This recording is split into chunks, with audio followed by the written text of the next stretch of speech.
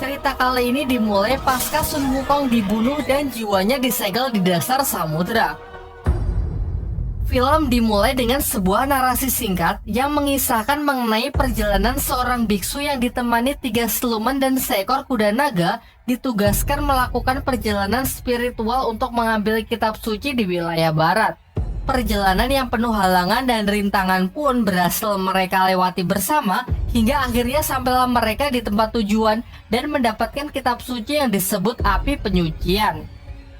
Api penyucian sendiri adalah sebuah benda misterius yang menyimpan energi spiritual yang sangat besar dan hanya orang baik sajalah yang dapat memanfaatkan kekuatan sejati dari benda tersebut.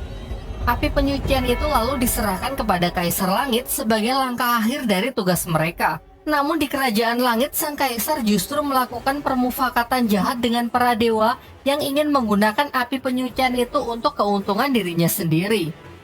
Bahkan putrinya pun ia buang ke dunia bawah setelah secara tak sengaja mengetahui rencana jahat ayahnya tersebut. Menyadari adanya penyimpangan dari Kaisar Langit dan banyaknya kejanggalan yang ia temui, membuat Dewa Rulai memutuskan untuk merebut api penyucian itu kembali secara paksa. Lalu ia pergi ke Gunung Tianyu, kediaman dari suku naga. Ia menyerahkan api penyucian tersebut ke Raja Naga agar benda tersebut ia simpan dan tak jatuh ke tangan yang salah. Sedangkan Dewa Rulai yang terluka parah akibat aksi nekatnya tersebut berniat memulihkan dirinya dengan melakukan semedi di Gunung Tianyi. Cerita pun lompat ke beberapa tahun setelahnya. Terlihat di tengah badai salju, Raja Naga bersama putrinya menemukan seekor serigala yang sedang terluka parah.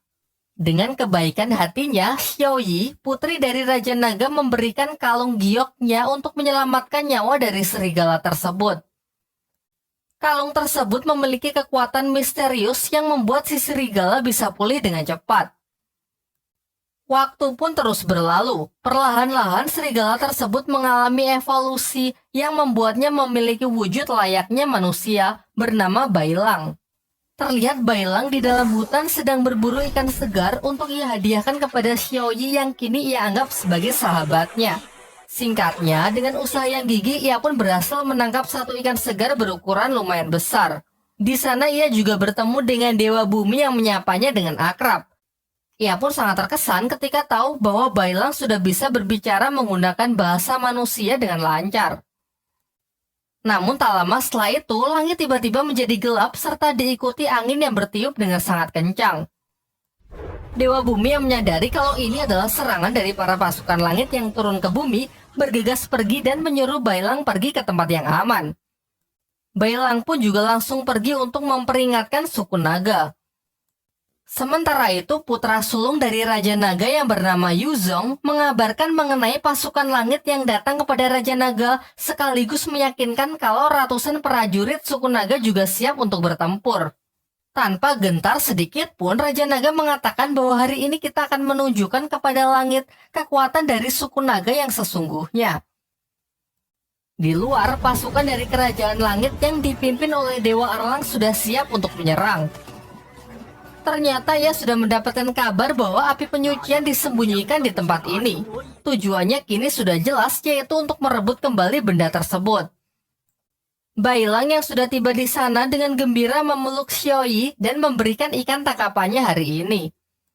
Raja Naga lalu menyuruh Bailang untuk segera pergi karena sebenarnya ia tak ada sangkut pautnya dengan urusan suku naga. Namun Bailang berusaha meyakinkan dirinya untuk ikut bertempur bersama. Pada awalnya Dewa Erlang menyuruh Raja Naga agar menyerahkan api penyucian secara sukarela untuk menghindari pertempuran yang sia-sia. Namun Raja Naga tidak memberikan jawaban yang menyenangkan. Pembicaraan pun semakin memanas karena Raja Naga terus mengelak tuduhan kalau api penyucian disembunyikan di tempat ini. Bentrokan pasukan langit dengan suku naga pun tak terhindarkan. Pada awalnya Raja Nagala yang berada di atas angin. Karena dalam duel udara tersebut, ia dapat menghabisi puluhan prajurit langit sendirian. Begitu pula dengan Yuzong yang juga mewarisi kekuatan roh naga dari ayahnya. Sampai pada akhirnya Dewa Sangsin, dewa yang menjadi tangan kanan dari Kaisar Langit, menyuruh Dewa Erlang agar segera menyelesaikan pertempuran. Dewa Erlang memanglah dewa perang yang memiliki kekuatan tempur luar biasa kuat. Dan benar saja, setelah Dewa Erlang masuk ke dalam pertempuran, keadaan pun perlahan mulai berbalik. Ia bertarung melawan Raja Naga dan berhasil mengimbanginya. Sedangkan Bailang yang membantu berhasil mengalahkan beberapa prajurit langit, meskipun pada akhirnya ia lengah, beruntung Yuzong dapat menyelamatkannya. Di sisi lain, pertarungan Raja Naga pun semakin mendekati puncaknya. Raja Naga yang semakin terpojok mengerahkan seluruh kekuatannya dan berubah ke mode naga. Tetapi tetap saja, Dewa Erlang masih terlalu kuat sampai akhirnya dapat mengalahkan Raja Naga dan membunuhnya. Tak hanya itu, dengan kejamnya, para dewa juga membunuh seluruh naga di tempat tersebut.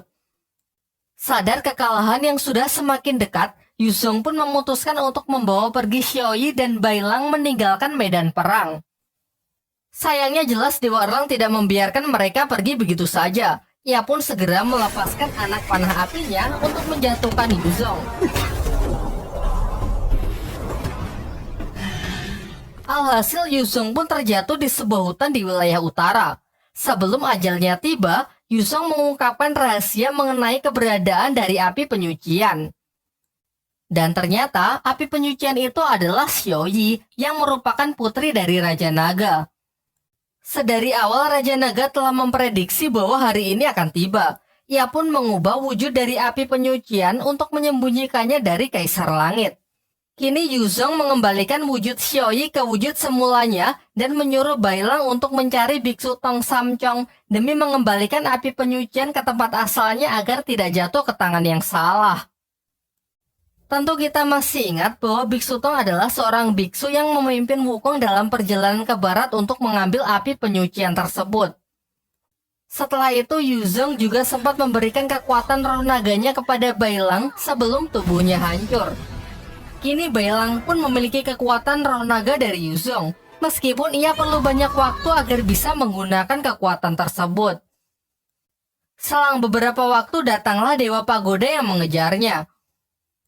Sempat terjadi aksi kejar-kejaran karena Bailang yang masih belum tahu cara menggunakan kekuatan Yuzong. Tanpa sadar mereka berdua telah memasuki wilayah klan Asura, berisi berbagai macam siluman kuat dan kejam yang dipimpin oleh siluman bernama Rahu.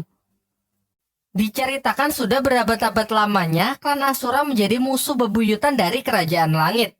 Jelas saja, melihat dewa yang memasuki wilayahnya, ia pun segera mengerahkan bawahannya untuk memburunya. Sementara Bailang yang sangat ketakutan melihat kekejaman dari bangsa siluman justru dilepaskan. Hal ini karena rencana Bailang untuk mengembalikan api penyucian tersebut memberikan keuntungan tersendiri bagi klan Asura agar benda itu tidak jatuh ke tangan Kaisar Langit. Di sisi lain, Dewa Sangsin juga sudah mengetahui mengenai api penyucian yang dibawa oleh Bailang. Ia pun segera memerintahkan salah satu anggota Jinggang untuk mengambil benda tersebut. Mengikuti pesan terakhir dari Yuzong, Bailang pun terus saja berjalan untuk mencari keberadaan dari Biksu Tong Samcong. Hingga akhirnya ia bertanya kepada Dewa Bumi dan diberitahu kalau Biksu Tong berada di sebuah kota bernama Chang'an. Jika ia terus berjalan ke arah tenggara, seharusnya akan sampai setelah 10 hari. Lalu Dewa Bumi juga berbaik hati dengan memberikan beberapa keping emas kepada Bailang untuk bertahan hidup. Singkat cerita, sampailah ia di kota Chang'an. Bailang yang kebingungan, yang bahkan tidak pernah melihat wajah Biksu Tong, memutuskan untuk beristirahat dan membeli makanan dengan kepingan emas yang ia dapat dari Dewa Bumi. Alhasil para pedagang pun berbondong-bondong menawarkan dagangannya ke Bailang. Beruntung ia bertemu dengan seorang pedagang baik hati, memberitahu Bailang lokasi dari Biksu Tong yang berada di sebuah rumah bordil terbesar di kota Chang'an. Singkatnya, setelah memberikan beberapa keping emas, Bailang pun berhasil masuk dan bertemu dengan Biksu Tong. Namun di sini terlihat Biksu Tong yang cuma hobi rebahan, seakan sudah tak punya semangat untuk melanjutkan hidupnya. Bailang lalu mencoba meyakinkan Biksu Tong kalau ia butuh bantuannya untuk melakukan perjalanan ke barat lagi demi mengembalikan api penyucian ke tempat asalnya agar tidak jatuh ke tangan yang salah. Sayangnya ucapan Bailang justru membuat Biksu Tong emosi. mengingatkan traumanya di masa lalu yang menyaksikan kematian muridnya tepat di hadapannya. Pada waktu itu, saat ingin menyerahkan api penyucian, ia mengabaikan peringatan dari Wukong mengenai firasat buruknya. Alhasil ia pun jatuh dalam keputusasaan dan hanya diberikan beberapa emas sebelum meninggalkan istana.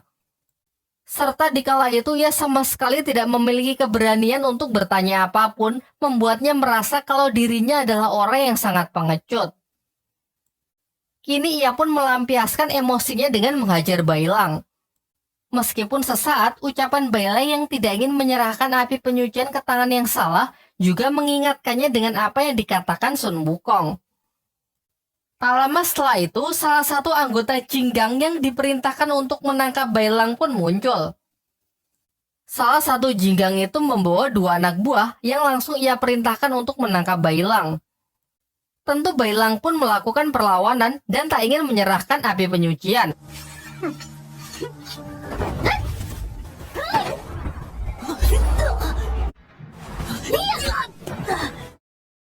Sedangkan Biksu Tong yang sudah pasrah hanya diam karena tak ingin ikut campur.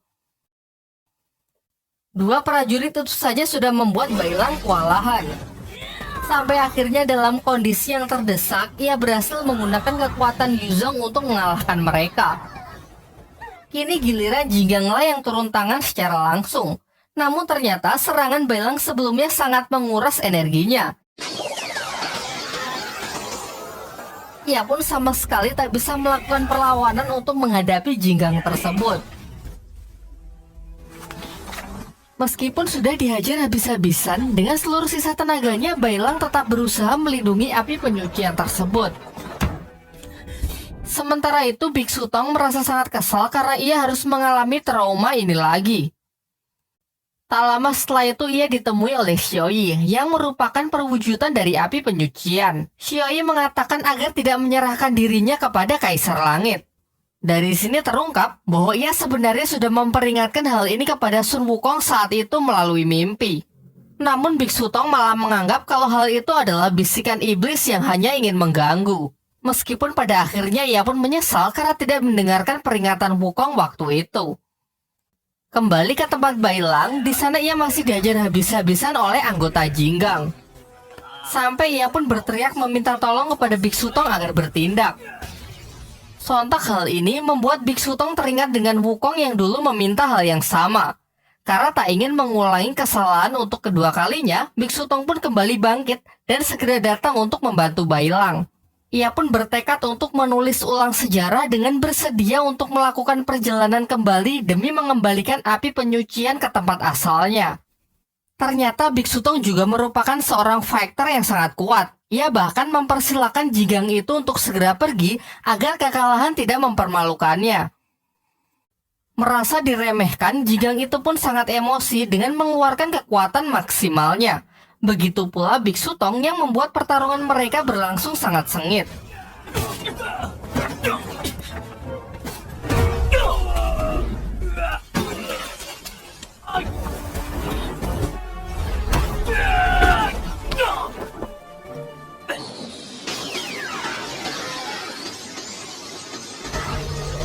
Di sisi lain, Bailang yang sudah kehabisan tenaga mengingat kembali masa lalunya saat diselamatkan oleh Xiaoyi menggunakan kalung giok yang hingga sekarang masih ia kenakan. Kemudian ia juga sangat dekat dengan Raja Naga, bahkan sudah menganggap suku naga sebagai keluarganya sendiri. Sayangnya sekarang seluruh suku naga sudah lenyap karena dibantai dengan kejamnya oleh para dewa. Hal ini kemudian memicu amarahnya sehingga ia bisa kembali mengeluarkan kekuatan roh naga Yuzong untuk mengalahkan Jinggang tersebut.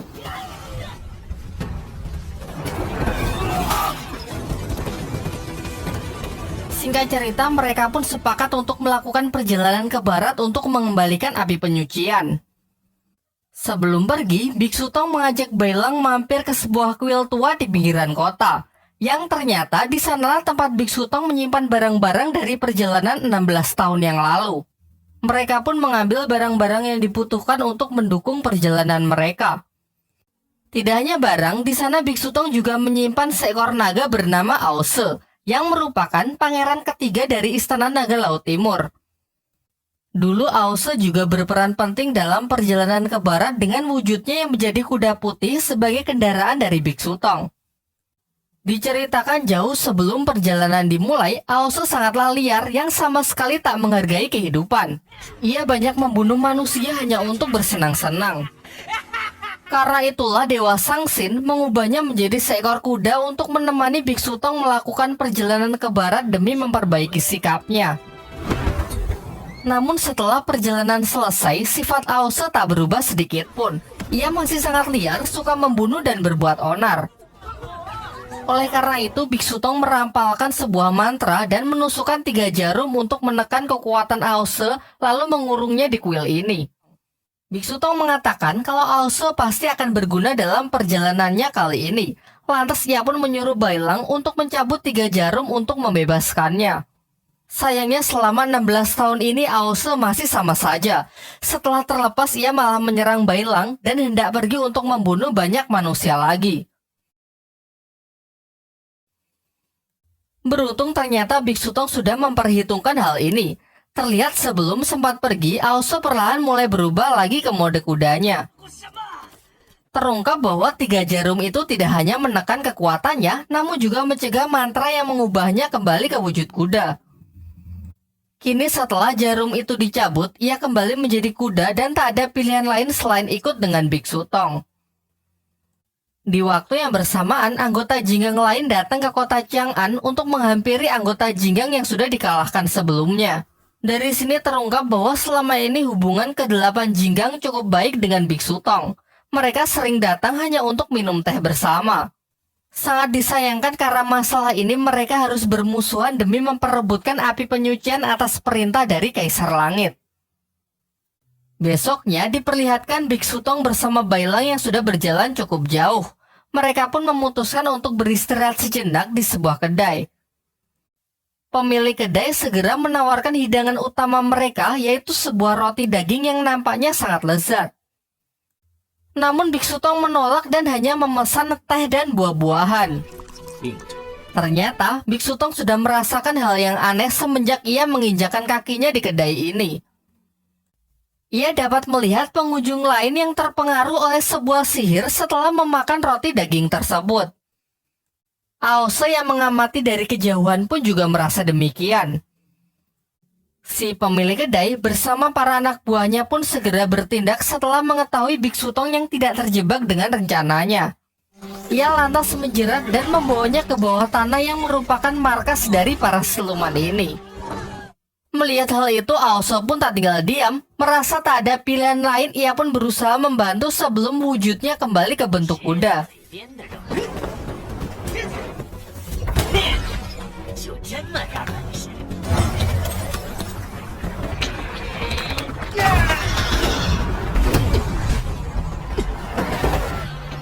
Pertarungan pun tak terhindarkan. Namun sayangnya Ause tidak bisa mengerahkan seluruh kekuatannya karena 3 jarum besi yang masih tertancap di tubuhnya. Bahkan ia sendiri kesulitan fokus karena terus menghitung sisa waktu yang ia miliki sampai kembali ke wujud kuda jika jarum itu dilepas.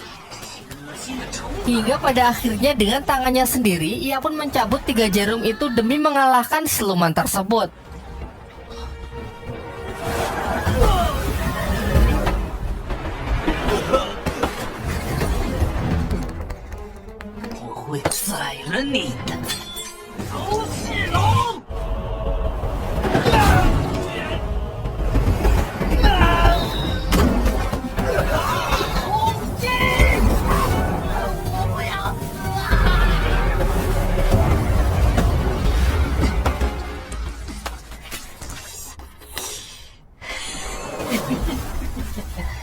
Di dalam tanah, Biksu Tong terpisah dengan Bailang. Diperlihatkan Biksu Tong bertemu dengan seorang anak yang juga sedang terperangkap. Anak itu pun lantas mengikuti Biksu Tong karena Biksu Tong memancarkan sebuah cahaya yang mencegah makhluk jahat bisa mendekat. Selain itu, Biksu Tong juga berusaha mencari tahu asal-usul dari siluman di tempat ini. Diceritakan pada awalnya, tempat ini adalah sebuah desa. Suatu ketika, seorang ibu melahirkan bayi yang sangat mengerikan, diduga adalah jelmaan dari iblis. Sang suami pun berusaha melindungi keluarganya dari amukan warga yang hendak membunuh bayinya.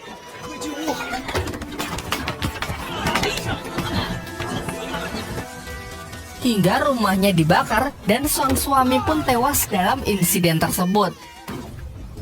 Dengan kebencian hati yang sangat mendalam, mengubah ibu itu menjadi siluman yang memangsa manusia. Di sisi lain, Bailang berhasil menemukan lokasi dari sang siluman bersama anaknya yang juga menjadi siluman. Terjadilah pertarungan yang lumayan sengit.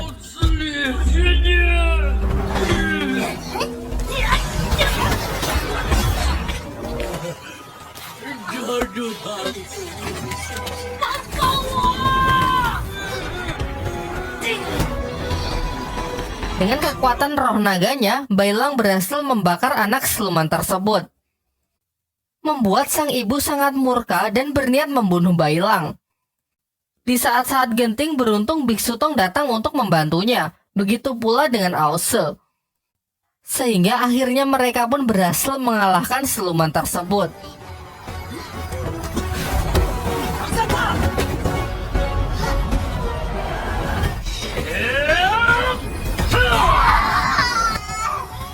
Menjelang kematiannya, sekilas terlihat siluman itu yang mengingat kembali kenangan indah saat ia masih menjadi manusia. Lalu Biksu Tong mendoakannya agar kelak siluman tersebut bisa bereinkarnasi menjadi manusia dan memperoleh kebahagiaan di kehidupan selanjutnya.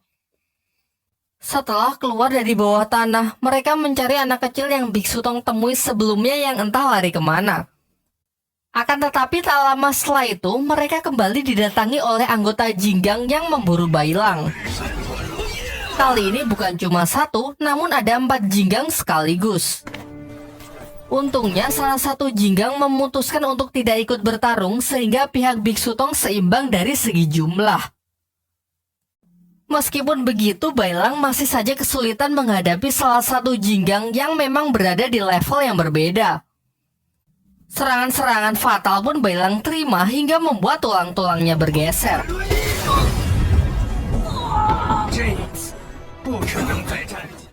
Namun di saat terdesak, Bailang meluapkan seluruh emosinya dan berhasil melepaskan kekuatan tersembunyi di dalam dirinya.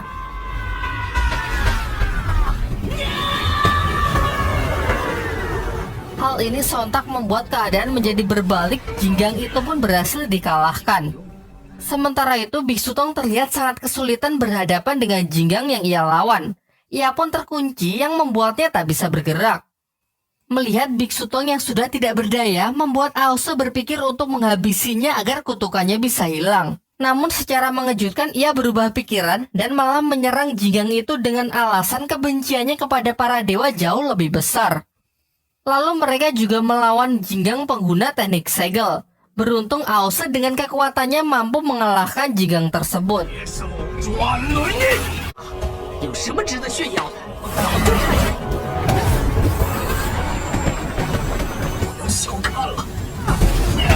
Sayangnya masih terlalu awal untuk merayakan kemenangan mereka, karena Dewa Sangsin, dewa yang paling ditakuti pun tiba-tiba muncul di tengah-tengah mereka.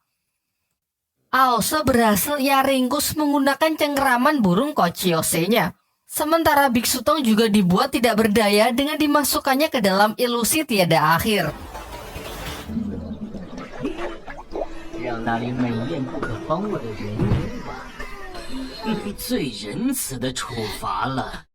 Dan Bailang yang mencoba melawan, ia ikat ke pilar api 3 rasa, di mana jika ia melawan maka api tersebut akan semakin panas.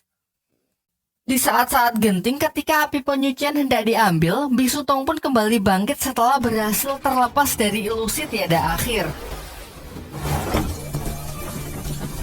Dengan lantang ia mengatakan bahwa kali ini ia tidak akan gagal lagi. Ia tak akan jadi pengecut dan tak akan membiarkan muridnya disakiti. Ia pun menantang Dewa Sangsin untuk duel melawannya.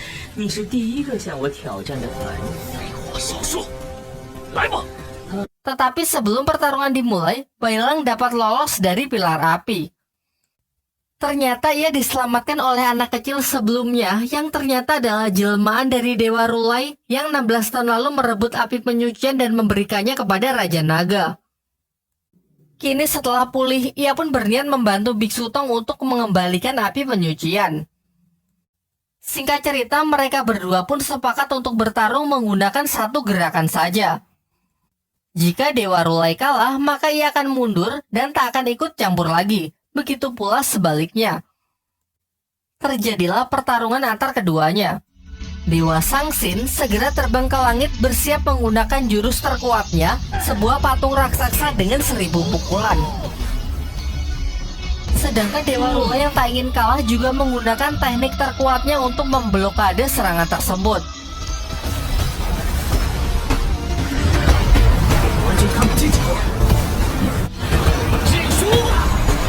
Sampai akhirnya karena terlalu fokus memperkuat serangan, Dewa Sangsin pun lengah dan dimanfaatkan Dewa Rulai untuk melepaskan serangan dari jarak dekat.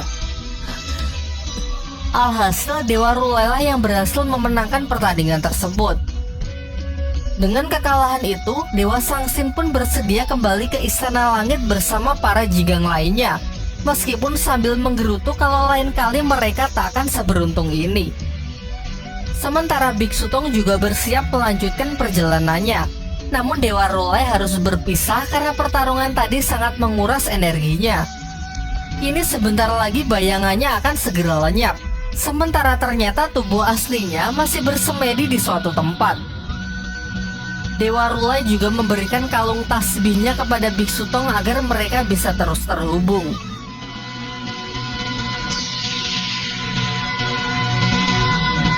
Dan perjalanan pun kembali mereka lanjutkan. Lanjut ke bagian 3.